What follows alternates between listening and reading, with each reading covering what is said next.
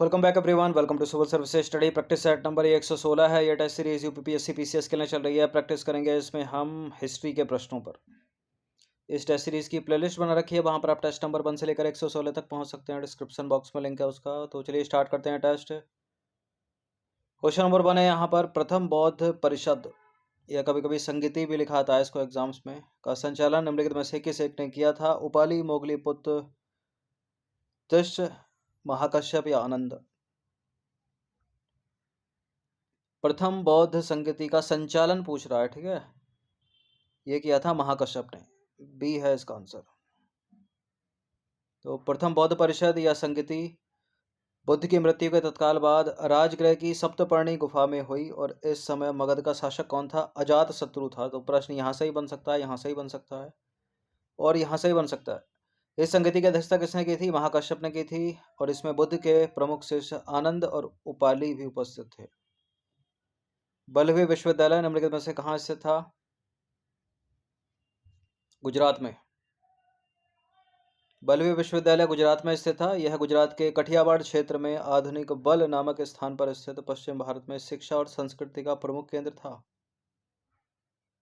Question number 3 पर आ जाइए। निम्नलिखित जैन तीर्थकरों में से उनकी संख्या के आधार पर कौन सा सही सुमेलित है? प्रथम जैन तीर्थकर, द्वितीय जैन तीर्थकर, तृतीय जैन तीर्थकर, 23वें जैन तीर्थकर। देखिए 24 जैन तीर्थकर हुए।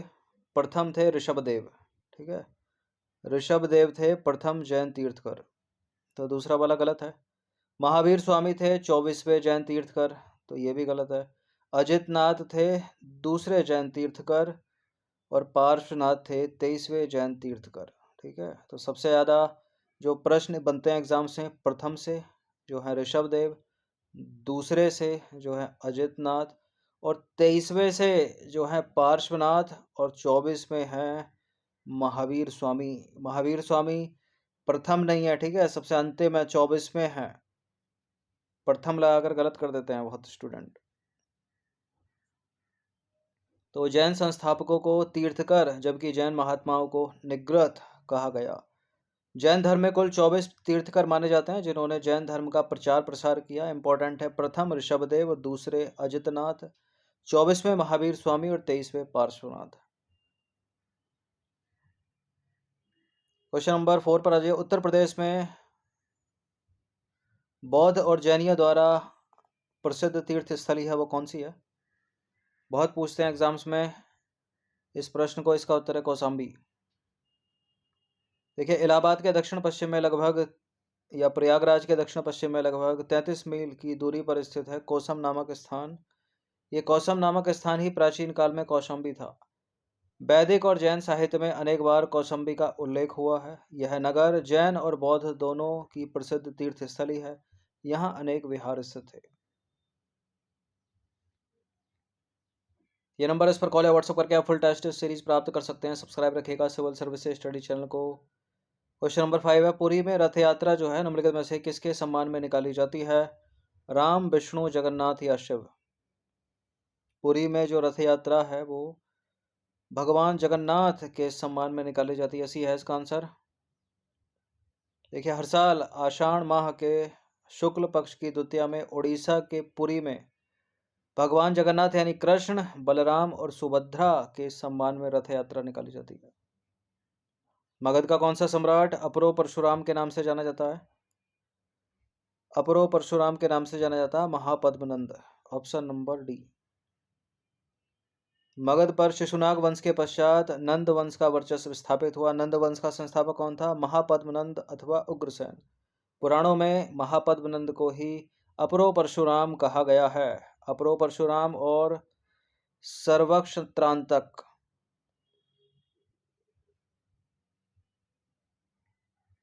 क्वेश्चन नंबर सी है, निम्नलिखित में से किस परिवार ने सबसे पहले अकबर के साथ वैवाहिक संबंध स्थापित किए थे?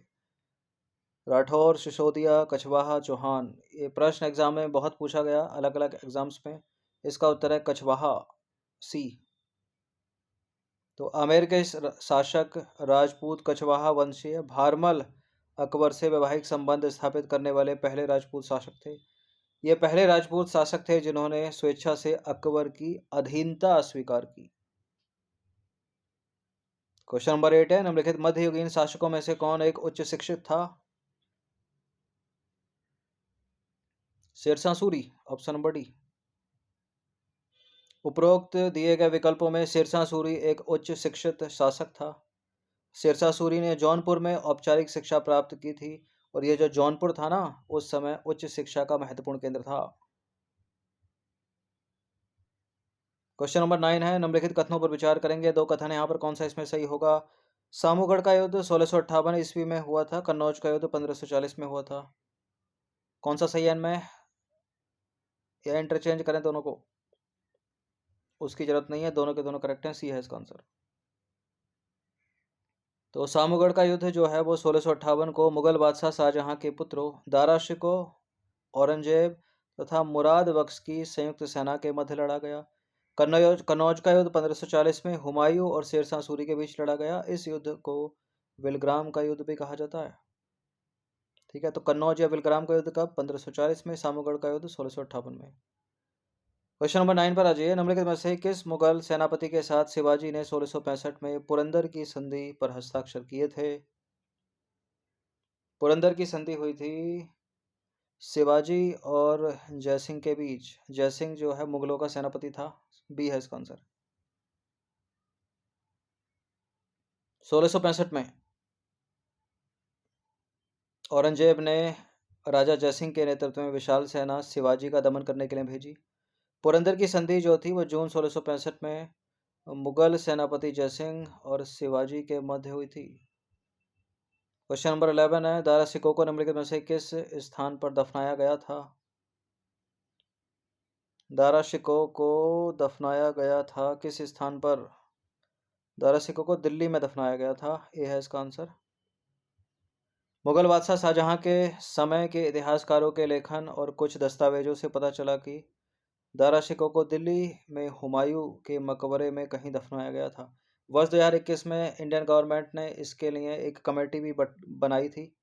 ठीक है, दारा शिकोह जो है शाहजहां के सबसे बड़े पुत्र थे, और मुगल परंपरा के अनुसार अपने पिता के बाद वे सिंहासन के उत्तराधिकारी थे। शाहजहां की बीमारी के बाद उनके दूसरे पुत्र औरंगजेब ने क्या किया? अपने पिता को सिंहासन से हटाकर आगरे में कैद कर दिया। औरंगजेब ने शाहजहां को और औरंगजेब ने खुद को बादशाह घोषित कर दिया। सिंहासन की लड़ाई में दारा शिकोह को हराकर जेल भेज दिया गया।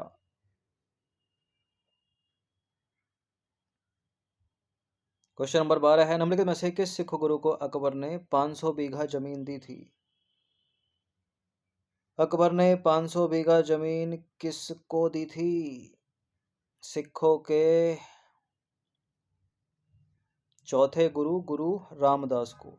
ठीक है, प्रथम गुरु नानक देव, दूसरे गुरु अंगद देव, तीसरे गुरु अमरदास गुरु रामदास, पांचवें गुरु अर्जुन देव, नवें तेग बहादुर और 10वें गुरु गोविंद सिंह। ये संख्या इंपॉर्टेंट है, याद रखिएगा। वैसे तो 10 के 10 का सीक्वेंस आपको पता होना चाहिए। चौथे गुरु रामदास के समय मुगल बादशाह अकबर ने उन्हें 500 बीघा जमीन या भूमि दान दी, जिसमें एक प्राकृतिक तालाब भी था। रामदास और उनकी पत्नी बीबी भानी को अकबर द्वारा प्रदान की गई भूमि पर अमृतसर शहर बना।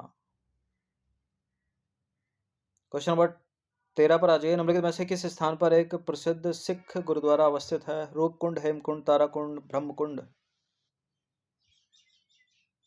Hemkund, option number B. यह है उत्तराखंड में, उत्तराखंड के चमोली में। तो हेमकुंड जो है चमोली उत्तराखंड में स्थित है, और यहाँ एक प्रसिद्ध सिख गुरुद्वारा है। औरंगजेब की जब मृत्यु हुई उस समय मराठा नेतृत्व निम्नलिखित में से किसके हाथों में था? जीजाबाई, ताराबाई, राजा राम, संभाजी। औरंगजेब के मृत्यु के समय मराठा नेतृत्व था ताराबाई के हाथों में। ताराबाई भोसले। ताराबाई भोसले 1700 से 1708 तक मराठा भारत के मराठा साम्राज्य की राज प्रतिनिधि थी। वह छत्रपति राजा राम भोसले की रानी और साम्राज्य के संस्थापक छत्रपति शिवाजी की बहू थी। औरंगजेब की मृत्यु के समय मराठा नेतृत्व ताराबाई के हाथों में ही था। अब एक प्रश्न यह है, 15वां प्रश्न है, इनमें से कौन सा कथन पुरंदर की संधि का हिस्सा नहीं था? पुरंदर की संधि जो कि हुई थी जयसिंह और शिवाजी के बीच, 35 किलो में से 23 का समर्पण मुगलों को कर दिया गया। बीजापुर कोंकण का क्षेत्र शिवाजी को अनुदान में दिया गया। शिवाजी ने दक्षिण में किसी भी मुगल अभियान में भाग लेने की मंजूरी दी और शिवाजी को 5,000 का मनसब अनुदान में दिया गया। पुरंदर की संधि की पहली शर्त है, दूसरी भी है, तीसरी भी है, चौथी नहीं है, क्योंकि शिवाजी को नहीं बल्कि संभाजी को 5,000 का मनसब अनुदान में दिया गया था। गलत है चौथा वाला स्टेटमेंट यहाँ पर। तो पुरंदर की संधि हुई थी 11 जून 1665 को राजपूत शासक जयसिंह प्रथम, जो कि मुगल साम्राज्य में सेनापति था, और मराठा छत्रपति शिवाजी महाराज के बीच। पुरंदर की संधि में शिवाजी को 5,000 का मनसब नहीं दिया गया बल्कि उनके पुत्र संभाजी को 5,000 का मनसब प्रदान किया गया। पुरंदर की संधि की मुख्य शर्तें इस प्रकार हैं। शिवाजी ने 23 किले मुगलों को सौंप दिए। शिवाजी को रायगढ़ सहित 12 किले अपने पास रखने की अनुमति दी गई। यदि शिवाजी बीजापुर के नियंत्रण में कोंकण क्षेत्र पर दावा करना चाहे तो उन्हें मुगलों को 40 लाख का भुगतान करना होगा। शिवाजी बीजापुर सल्तनत के खिलाफ किसी भी अभियान में मुगलों के साथ शामिल होने के लिए सहमत हो गए। और आखिरी शर्त, शिवाजी के पुत्र संभाजी को 5,000 का मनसब दिया गया और उन्हें मुगल सेना में सेवा करनी पड़ी। तो ये शर्त हैं, एग्जाम्स में कभी कभार ये क्वेश्चन पूछ लिया जाता है, कोई एक शर्त रख देगा एक्स्ट्रा, वही नहीं होगी। क्वेश्चन नंबर 16 पर आ जाइए। विक्रमशिला विश्वविद्यालय यूनिवर्सिटी की स्थापना किसने की थी? विक्रमशिला विश्वविद्यालय Dharmapal, option number A. Vikramshila Pala वंश, पाल साम्राज्य के दौरान नालंदा के साथ भारत में शिक्षा के 2 सबसे महत्वपूर्ण केंद्रों में से एक था। ठीक है, यह अब बिहार के भागलपुर जिले के अंतिचक गांव में स्थित है। विक्रमशिला की स्थापना पाल सम्राट धर्मपाल ने नालंदा में छात्रवृत्ति की गुणवत्ता में कथित गिरावट के जवाब में की थी और कथित तौर पर 1193 के आसपास मोहम्मद बिन बख्तियार खिलजी की सेना द्वारा इसे नष्ट कर दिया गया था। क्वेश्चन नंबर 17 है, मंगोलों को पराजित करने के लिए उलग खान की उपाधि किसे मिली? फिरोज शाह तुगलक, बलबन, अलाउद्दीन खिलजी, सिकंदर लोदी। उलग खान की उपाधि बलबन की है, गयासुद्दीन बलबन भी है इसका आंसर। तो मंगोलों को पराजित करने के लिए बलबन को मिली उलग खान की उपाधि। क्वेश्चन नंबर 18 है, मोहम्मद बिन तुगलक के शासनकाल में भारत आए प्रसिद्ध मुस्लिम खोजकर्ता इब्न बतूता किस देश के थे? इब्न बतूता किसके शासनकाल में भारत आया था? ये भी अपने आप में एक इंपॉर्टेंट प्रश्न है। मोहम्मद बिन तुगलक मोरक्को का था ये। फाहियान, हुएनसांग, संयुगमन, इत्सिंग ये सारे के सारे चीनी यात्री थे और इब्न बतूता मोरक्को का यात्री मोहम्मद बिन तुगलक के शासनकाल के दौरान भारत आया। तुगलक का शासनकाल है 1333 से 1347। मोहम्मद बिन तुगलक उनकी विद्वता से प्रभावित हुआ। उनकी किनकी? इसकी इब्न बतूता की। और उसने इब्न बतूता को दिल्ली का काजी या न्यायाधीश नियुक्त किया। क्वेश्चन नंबर 19 है, अलाउद्दीन खिलजी के शासनकाल के दौरान कपड़ा बाजार को डैश के नाम से जाना जाता था? करपट मंडी, मुन्हेनियन, सहना ए मंडी, सराय ए अदल। अलाउद्दीन खिलजी जो कि अपनी बाजार व्यवस्था के लिए जाना जाता है, वो प्रश्न बड़ा एग्जाम में पूछा गया।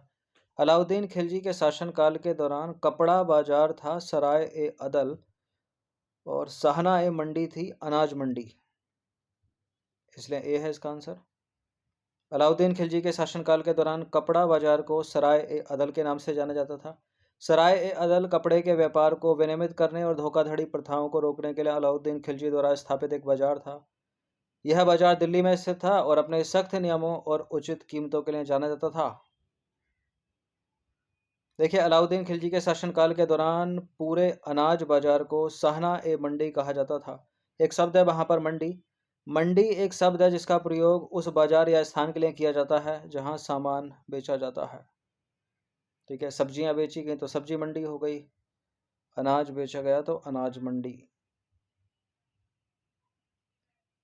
क्वेश्चन नंबर 20 पर आ जाइए। निम्नलिखित में से किस वर्ष में नादिर शाह ने भारत पर आक्रमण किया था? इंपॉर्टेंट है ये प्रश्न। 1739 इसका आंसर है, डी इसका आंसर है। तो 1739 में नादिर शाह ने भारत पर आक्रमण किया और दिल्ली को लूट ले गया। ठीक है, कोहिनूर हीरा ले गया, अच्छी नस्ल के घोड़े ले गया। नादिर शाह ईरान के अफसरीद राजवंश का संस्थापक और ईरानी इतिहास के सबसे शक्तिशाली ईरानी शासकों में से एक था। तो ये 20 इंपॉर्टेंट प्रश्न है, हिस्ट्री के एग्जाम्स में पूछे जाते हैं, इनकी पुनरावृत्ति होती रहती है, इनकी प्रैक्टिस कर लीजिएगा 1 से 2 बार। धन्यवाद। इन सभी टेस्ट की आप फुल टेस्ट पीडीएफ सीरीज प्राप्त कर सकते हो पेड टेलीग्राम ग्रुप में। ये नंबर, उस पर कॉल या व्हाट्सअप करके हर दिन प्रैक्टिस करते रहिएगा।